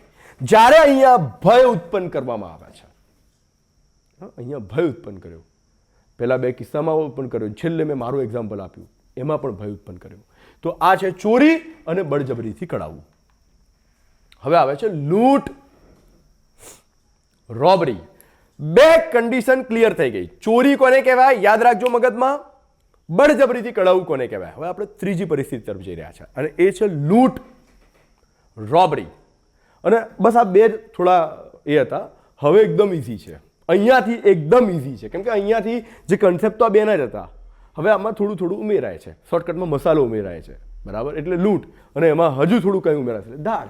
બિલકુલ ઇઝી છે. જોઈએ કે જે ઇન્ડિયન પિનલ કોડ 390 ની અંદર લૂંટની વ્યાખ્યા આપવામાં આવી છે, અને ઇન્ડિયન પિનલ કોડ 392 ની અંદર લૂંટ અંગેની શિક્ષાની જોગવાઈ કરવામાં આવી છે. અહીંયા પણ આપણે ટેક્સ જોઈએ તો કલમ 390 લૂંટ શું કહે છે કે દરેક લૂંટમાં કાં તો ચોરી કાં તો બળજબરીથી કઢાવી લેવાનું કૃત્ય હોય છે. શોર્ટકટમાં લૂંટ એ ચોરી અને બળજબરીથી કઢાવવાનું જ, સાદી ભાષામાં કહીએ તો અપડેટેડ વર્ઝન છે. બરાબર. આમાં પણ આ 2 જ વસ્તુ છે. આમાં ચોરી છે, આમાં બળજબરીથી કઢાવી લેવાનું, 2 જ વસ્તુ છે, બટ બંનેનું થોડુંક અપડેટેડ વર્ઝન છે. જોઈએ કેવું અપડેટેડ વર્ઝન છે. એના પહેલા એકવાર ટેક્સ વાંચી લઈએ. બરાબર. કાયદાની, જેથી કરીને તમારો કન્સેપ્ટ ક્લિયર થઈ જાય અને સાથે સાથે તમારો કાયદો પણ વંચાઈ જાય. ચોરી ક્યારે લૂંટ ગણાય? બરાબર. કે છે સાહેબ તમે કીધું તો ખરી કે ચોરી અને બળજબરીથી કઢાવી લેવું બંને લૂંટની અંદર જ આવે છે. ઇન ધ સેન્સ કે લૂંટનું જે લૂંટ જે છે આ બંનેનું અપડેટેડ વર્ઝન છે. બરાબર. તો ચોરી ક્યારે લૂંટ થઈ જાય? બળજબરીથી કઢાવવું એ ક્યારે લૂંટ કહેવાય? જોઈએ. ચોરી ક્યારે લૂંટ ગણાય? તો કે ચોરી કરવા માટે અથવા ચોરી કરવામાં અથવા ચોરી કરીને મેળવેલા માલ ઉપાડી જવામાં અથવા ઉપાડી જવાની કોશિશ કરવામાં ગુનેગાર સ્વેચ્છાપૂર્વક કોઈ વ્યક્તિનું મૃત્યુ નિપજાવે અથવા તેને વ્યથા કરે અથવા તેને ગેરકાયદેસર અવરોધ કરે અથવા તેમ કરવાની કોશિશ કરે અથવા તે વ્યક્તિ માટે તત્કાલ મૃત્યુ, વ્યથા અથવા ગેરકાયદે અવરોધનો ભય ઊભો કરે કે ઊભો કરવાની કોશિશ કરે, તો એ પ્રકારની ચોરી હવે લૂંટ બને છે. એ પ્રકારની ચોરી શું બને છે? લૂંટ બને છે. આગળ જઈએ. બળજબરીથી કઢાવી લેવાનું કૃત્ય ક્યારે લૂંટ ગણાય? ચિંતા ના કરો, બધું સમજાવું છું. બરાબર. બધું સમજાવું છું. બળજબરીથી કઢાવી લેવાનું કૃત્ય ક્યારે લૂંટ ગણાય? કે છે બળજબરીથી કઢાવી લેતી વખતે ગુનેગાર જો ભય પામેલી વ્યક્તિ પાસે હાજર હોય અને તે વ્યક્તિ તેના ખુદના અથવા બીજી કોઈ વ્યક્તિના તત્કાલ મૃત્યુ, ખાસ મોસ્ટ આઈએમપી, તેના ખુદના અથવા બીજી કોઈ વ્યક્તિના તત્કાલ મૃત્યુ, ધમકી નહીં, તત્કાલ મૃત્યુ અથવા વ્યથા અથવા ગેરકાયદેસર અવરોધના ભયમાં મૂકીને બળજબરીથી કઢાવી લે. આ રીતે ભયમાં મૂકી કઢાવી લેવાની વસ્તુ ત્યાં જ આપી દેવા ભયગ્રસ્ત વ્યક્તિને દબાવે તો બળજબરીથી કઢાવી લેવું એ લૂંટ બને છે. અને સ્પષ્ટીકરણ: ગુનેગાર બીજી વ્યક્તિના તત્કાલ મૃત્યુ અથવા વ્યથા અથવા ગેરકાયદે અવરોધના ભયમાં મૂકે એટલે નજીક હોય તો તે હાજર છે તેમ કહેવાય. બરાબર. હાજર હોય.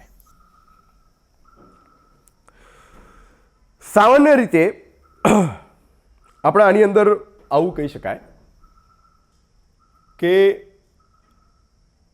આ બંને વસ્તુઓ અહીંયા જે લખેલી છે અને આપણે આને સમજવી હોય, સાહેબ વાંચવાથી સમજણ નથી પડતી, આને છોડો હવે, બસ આ તો ટેક્સ તમને વંચાવું હતું, પૂરું કરો આને. આપણે બસ ચોરી ક્યારે લૂંટ બને અને બળજબરીથી કઢાવવું ક્યારે લૂંટ બને, તો એના માટે હું તમને ગણિતનું સમીકરણ આપું છું. ક્યાંય કોઈ કાયદાના પુસ્તકમાં નહીં જોવા મળે. બરાબર. બસ આટલું યાદ રાખો, પતી ગયું. બરાબર છે. જો કે એના પહેલા લૂંટ માટેની શિક્ષા, આપણી વસ્તુ અધૂરી છે. લૂંટ માટેની શિક્ષા એટલે કે ઇન્ડિયન પિનલ કોડ 392 ની અંદર લૂંટની શિક્ષાની જોગવાઈ છે કે છે 10 વર્ષ સુધીની સખત કેદ. જોજો હવે લૂંટમાં જુઓ કડક થઈ ગયું, પેલામાં 3 વર્ષ હતું, 10 વર્ષ સુધીની કેવી કેદ છે? સખત કેદની શિક્ષા, અને દંડને પણ પાત્ર થશે. અને લૂંટ જો રાજમાર્ગ ઉપર, હાઈવે ઉપર સૂર્યાસ્ત અને સૂર્યોદય વચ્ચે કરવામાં આવે તો 14 વર્ષ સુધીની કેદની સજા. ગંભીર પ્રકારનો ગુનો છે ભાઈ આ લૂંટ. જોઈએ, મેં તમને કીધું એમ કે તમારે આ વસ્તુ યાદ રાખવી હોય, કશું જ નથી કરવાનું, બસ આ બે સમીકરણ, આટલું, આ જે તમારા આગળ કાયદાની ટેક્સ વાંચીને એનું શોર્ટ વર્ઝન એટલે આ બે લખી લો અને નોટ કરી લો. બરાબર? કે એ કાયદાનું ટેક્સ્ટ તમને એટલા માટે વંચાયું કે મેં તમને બતાવ્યું કે વસ્તુ કેટલી ટફ છે સમજવા માટે, અને તમને એક આઈડિયા આવી ગયું કે ઓકે આપણે આ વાંચી લીધું. બરાબર? બટ હવે સાહેબ કે યાદ નથી રહેતું, કોઈ ટેન્શન નહીં, આ સમીકરણ યાદ રાખી લો. શું કહે છે? કે છે ચોરી ક્યારે લૂંટ બને? તો કે લૂંટ ઇઝ ઇક્વલ ટુ ચોરી પ્લસ મૃત્યુ અથવા, આ ઓબ્લિક છે ને, ઇન ધ સેન્સ અથવા છે, અથવા વ્યથા અથવા ગેરકાયદે અવરોધ અથવા આવું ત્રણેયમાંથી કોઈ પણ એક વસ્તુ કરવાનો પ્રયત્ન અથવા તત્કાલ ભય. સાહેબ સમીકરણ તો અમે જોયું કે ચોરી ક્યારે લૂંટ બને, તો સમીકરણ તો જોયું સાહેબ કે ચોરી તો થવાની છે, પણ ચોરીમાં કંઈક ઉમેરાયું, પણ સાહેબ હજુ ખબર ના પડી. આ તો અમે યાદ કરી લઈશું, બટ હજુ ખબર ના પડી. એક્ઝામ્પલથી સમજાવો. એક્ઝામ્પલ યાદ રાખજો, ચોરી ક્યારે લૂંટ બને એનું એક્ઝામ્પલ. માની લો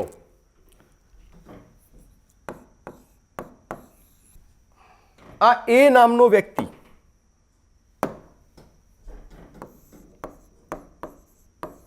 બી ના ઘરે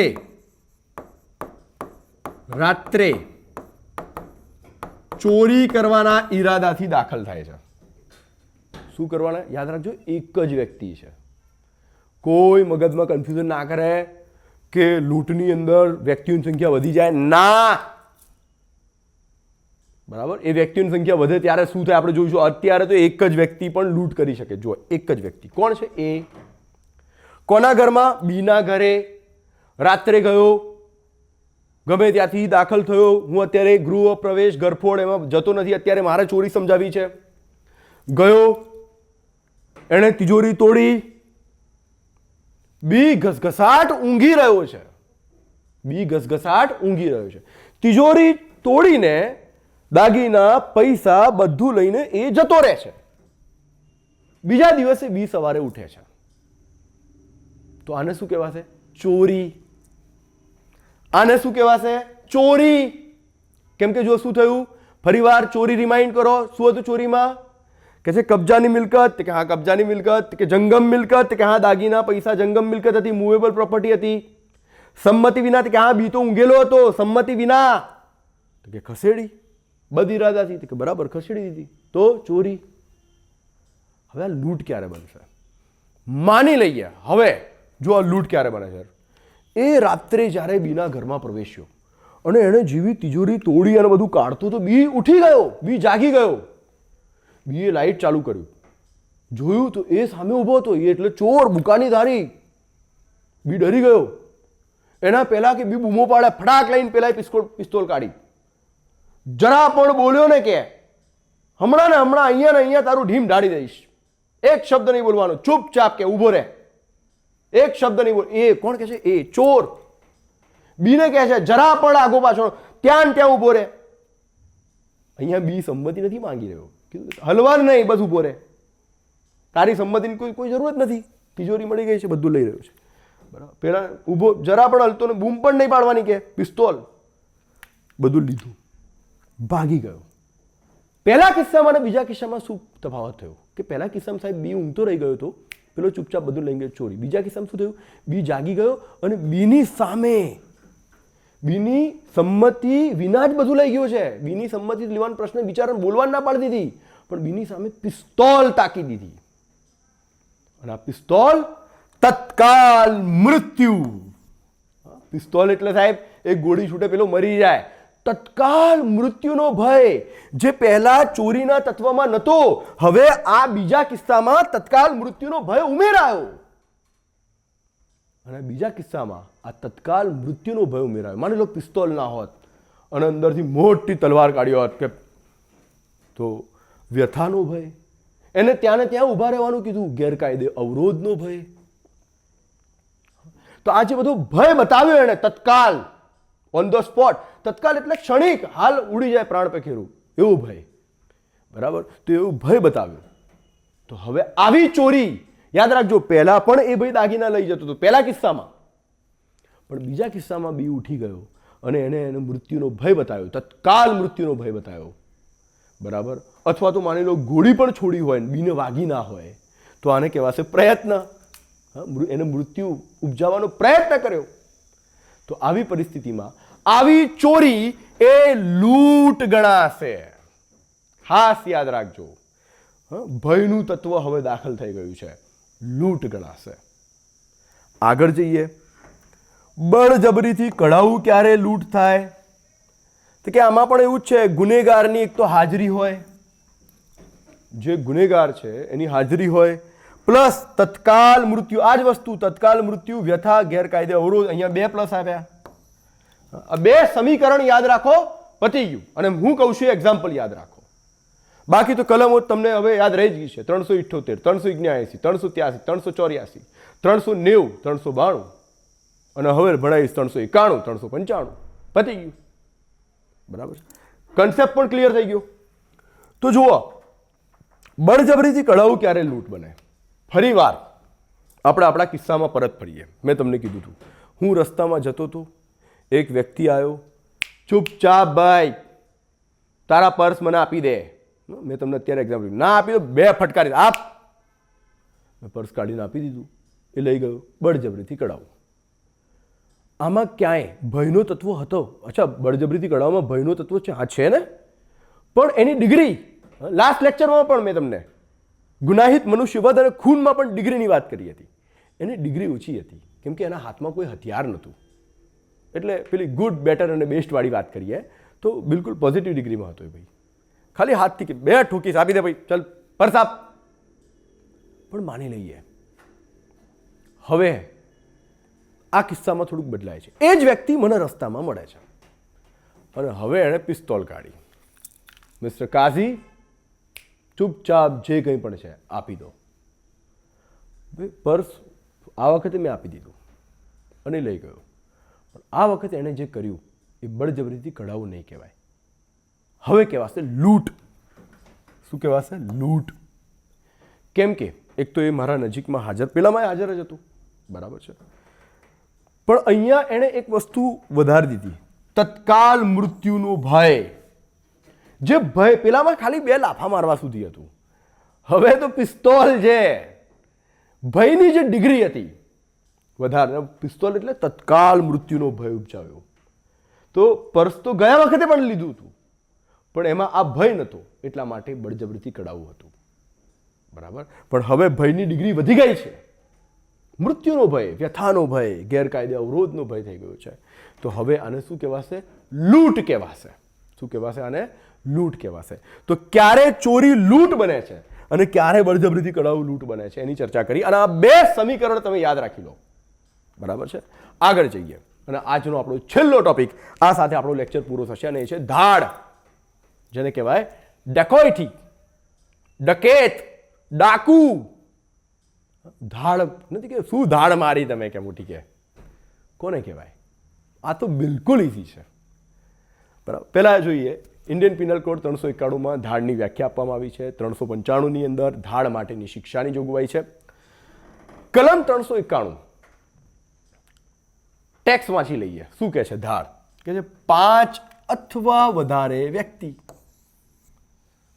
સાથે મળીને લૂંટ કરે અથવા લૂંટ કરવાની કોશિશ કરે, અથવા જે વ્યક્તિઓ સાથે મળીને લૂંટ કરતી હોય અથવા કરવાની કોશિશ કરતી હોય, અને જે વ્યક્તિઓ હાજર રહીને તે લૂંટ કરવામાં અથવા લૂંટ કરવાની કોશિશ કરવામાં મદદ કરતી હોય, તે બધી મળીને 5 અથવા તેથી વધુ સંખ્યામાં હોય, ત્યારે તે રીતે લૂંટ કરતી, લૂંટ કરવાની કોશિશ કરતી અથવા તેમાં મદદ કરતી વ્યક્તિઓએ ધાડ પાડી કહેવાય. નથી કે શું ધાડ પાડી? અને ધાડ માટેની શિક્ષા ગંભીર ગુનો છે. એટલે જે કોઈ વ્યક્તિ ધાડ પાડે તેને આજીવન કેદ અથવા 10 વર્ષ સુધીની સખત કેદની શિક્ષા કરવામાં આવશે અને તે દંડને પણ પાત્ર થશે. આ ટેક્સનો મારો ગોળી નથી ખબર પડતી, કોઈ ટેન્શન નહીં. આપણે તો શું કરવાનું? સમીકરણ. શું છે સમીકરણ? હા, અહીંયા નીચે જુઓ. ધાડ ઇઝ ઇક્વલ ટુ લૂંટ પ્લસ 5 કે તેથી વધુ વ્યક્તિઓ. શોર્ટકટમાં 5 કે 5 કે તેથી વધુ વ્યક્તિઓ ભેગા મળીને લૂંટ કરે છે, અને લૂંટ કોનું અપડેટેડ વર્ઝન છે? કે ચોરી અને બળજબરીથી કઢાવવાનું. એનું અપડેટેડ વર્ઝન બરાબર બિલકુલ ઈઝી છે. જુઓ, ચોરી અને બળજબરીથી કઢાવવું, આ જ બંને આગળ જઈને શું બને છે? લૂંટ. અને જો આ લૂંટમાં 5 કે તેથી વધારે વ્યક્તિઓ હોય તો એ શું બને છે? ધાડ. ઇન ધ સેન્સ કે 5 થી ઓછા વ્યક્તિઓ હોય એટલે કે 4 સુધીના વ્યક્તિઓ હોય તો લૂંટ, બરાબર છે. પણ જો 5 કે તેથી વધારે વ્યક્તિઓ 5 કે તેથી વધારે વ્યક્તિઓ ભેગા થઈને જ્યારે લૂંટ કરે છે ત્યારે ધાડ. એટલે ધાડ ઇઝ ઇક્વલ, ધાડમાં લૂંટ તો થવાની જ છે પણ એટલું કે લૂંટ કરનારની સંખ્યા 5 કે તેથી વધારે હોય એને કહેવાય ધાડ. આ બીજું સમીકરણ તમે લખી લો, બરાબર. તો આ સાથે ધાડ કોને કહેવાય એની આપણે ચર્ચા કરી લીધી. 4 મુદ્દાઓની ચર્ચા કરી અને 4 મુદ્દાઓનું રિવિઝન બિલકુલ ક્લિયર એન્ડ કટ. આજે આ 4 મુદ્દાઓ તમને થઈ જવા જોઈએ. કલમો ભણાવી દીધી છે, અહીંયા હું વારંવાર કલમો નહીં લાવું. મારે તમારો કન્સેપ્ટ ક્લિયર કરવાનો છે, ખાસ કરીને પીએસઆઈ એએસઆઈ વાળા, બરાબર. જુઓ, ચોરી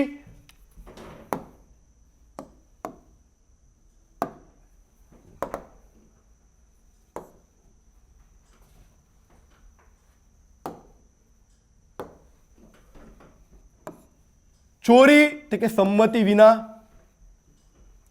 બળજબરીથી કઢાવવું કે સંમતિ તો છે પણ ગેરકાયદેસર, લૂંટ સંમતિ વિના પણ હોઈ શકે અને ગેરકાયદે સંમતિથી પણ હોઈ શકે, ખાસ યાદ રાખજો.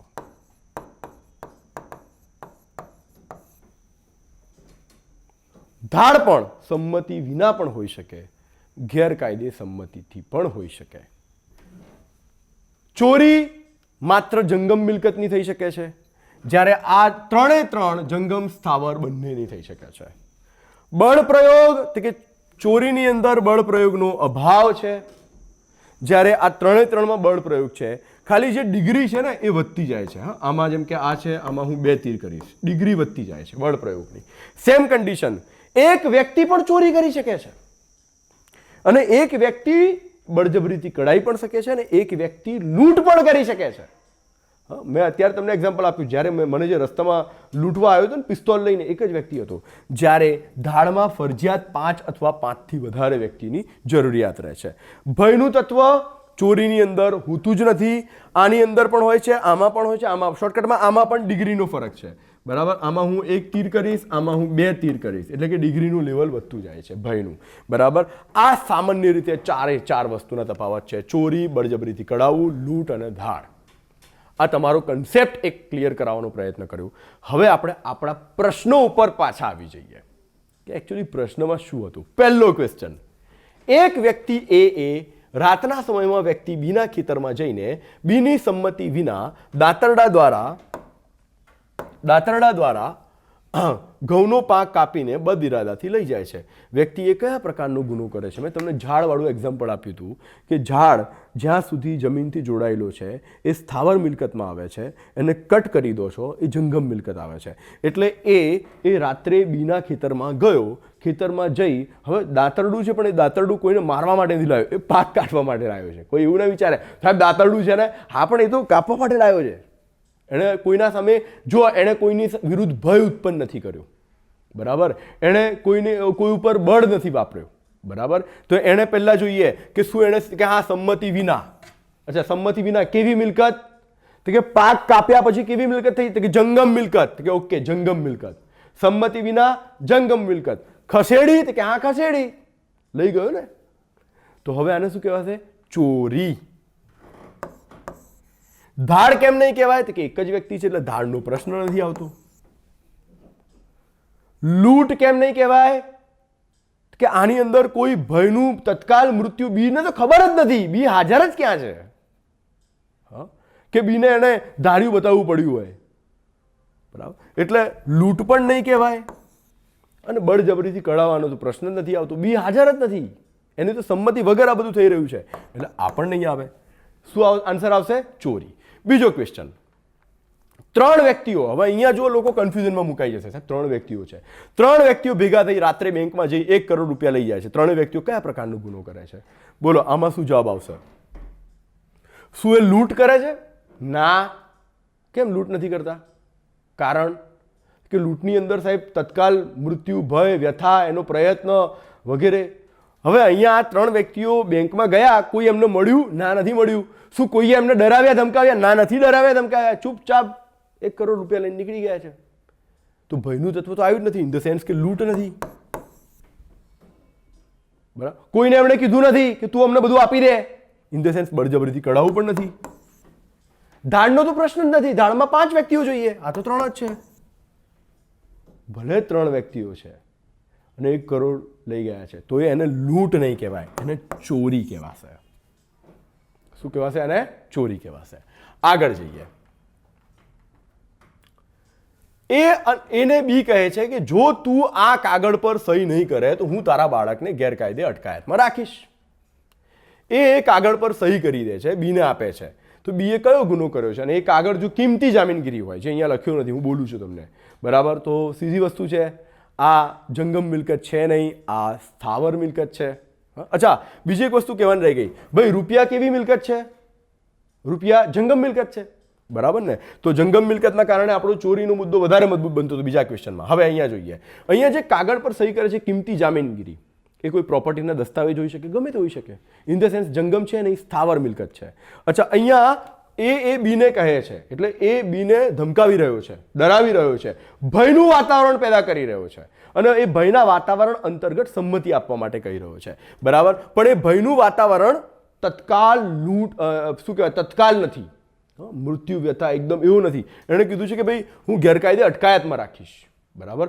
આની અંદર જે તત્કાલ ભય હોય, એક ભયની જે ડિગ્રી વધારે હોવી જોઈએ, એ નથી. અને એટલા માટે અહીંયા આને ચોરી પણ નહીં કહેવાય, આને લૂંટ પણ નહીં કહેવાય, આને ધાડ તો પ્રશ્ન જ નથી, એક વ્યક્તિ છે એટલે. આને શું કહેવાય છે? બળજબરીથી કઢાવવું. શું કહેવાશે? આને બળજબરીથી કઢાવવું. ચોરી તો પ્રશ્ન જ નથી, કેમ કે અહીંયા સંમતિ આપી રહ્યો છે, જ્યારે ચોરીમાં સંમતિ વિના. બીજું, આ સ્થાવર મિલકત છે અને સ્થાવર મિલકતની ચોરી થતી નથી. ધાડનો પ્રશ્ન નથી, કેમ કે એક જ વ્યક્તિ છે, એ પોતે જ છે, બીજી કોઈ એના સાગરી તો છે નહીં અહીંયા. અને લૂંટનો પ્રશ્ન એટલા માટે નથી કે અહીંયા જે તત્કાલ ભય, જે ભયની ડિગ્રી વધારે હોવી જોઈએ, એ ડિગ્રી વધારે નથી. હા, એના બાળકને આમ પકડી અને આમ પિસ્તોલ કરી દે ને આમ ખાલી, બરાબર, કે આપ ચલ સહી કર, હા, તો હવે બળજબરીથી કઢાવવું નહીં, લૂંટ. પણ એવો કોઈ ઉલ્લેખ તમારા પ્રશ્નમાં અહીંયા જોવા મળતો નથી, ઇન ધ સેન્સ કે આ હવે બળજબરીથી કઢાવવું છે. ચોથો પ્રશ્ન જોઈએ આપણે. એક વ્યક્તિ એ બીના કૂતરાને બદદાનતથી લઈ જવાના ઈરાદા સાથે પોતાના ખિસ્સામાંથી બિસ્કિટ ખવડાવી પોતાના પાછળ આવવા લલચાવે છે, તો એ કયા પ્રકારનો ગુનો કરે છે? બરાબર, જોઈએ. ચોરી, લૂંટ, ધાડ, ગુનાહિત વિશ્વાસઘાત. મેં તમને આવું એક્ઝામ્પલ ભેંસવાળું આપ્યું હતું, બરાબર. અહીંયા આ જ વસ્તુ છે કે કૂતરો હતો, એ કૂતરો કોનો છે?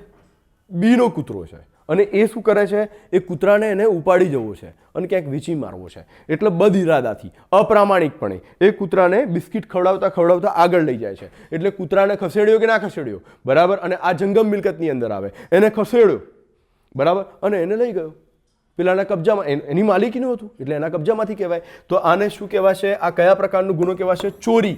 કેમ લૂંટ નહીં કહેવાય? શું કૂતરાને કોઈ ભય બતાવ્યો? ના, કોઈ ભયનું તત્વ છે જ નહીં અહીંયા, એટલે લૂંટનો પ્રશ્ન નથી. ગુનાહિત વિશ્વાસઘાત તો અત્યારે આપણે શીખ્યા જ નથી, આવશે આગળ, બરાબર. અને ધાડ, એક જ વ્યક્તિ છે એટલે ધાડ તો છે જ નહીં, પતી ગયું, બરાબર. તો આને શું જવાબ આવશે? ચોરી. આગળ જઈએ. એક વ્યક્તિ એ બીજા વ્યક્તિ બીને રસ્તા પર પિસ્તોલ બતાવીને તેના પર્સમાંથી પૈસા કઢાવે છે, તો એ કયા પ્રકારનો ગુનો કરે છે? હા, મારી સામે પિસ્તોલ આવી હતી, બિલકુલ એ જ રીતે એક વ્યક્તિ એ બીજા વ્યક્તિ બીને રસ્તા, અત્યારે હાલ કાઢી આપ, તત્કાલ ભય, બળજબરીથી કઢાવવાની અંદર તત્કાલ ભય. આને તમે શું કહેશો? આને આવશે લૂંટ, બરાબર. કેમ કે બળજબરીથી કઢાવવું ત્યારે હોત જ્યારે એની હાથમાં પિસ્તોલ ના હોત, તત્કાલ ભય ના હોત, બરાબર. તો આને આપણે કહીશું લૂંટ. આગળ જઈએ. 5 વ્યક્તિઓ કોઈ વ્યક્તિ સિંહને રસ્તા પર રોકી ધમકાવી, ડરાવી, ઈજા પહોંચાડવાના અને તેની પાસેથી પૈસા અને સોનાની ચેન કઢાવે છે, તો આ 5 વ્યક્તિઓ કયો પ્રકારનો ગુનો? 5 વ્યક્તિઓ છે ભાઈ, સિંહને રસ્તા પર રોક્યો છે, ધમકાવે છે, ઈજા પહોંચાડવાનો ડર, એટલે કે લૂંટ.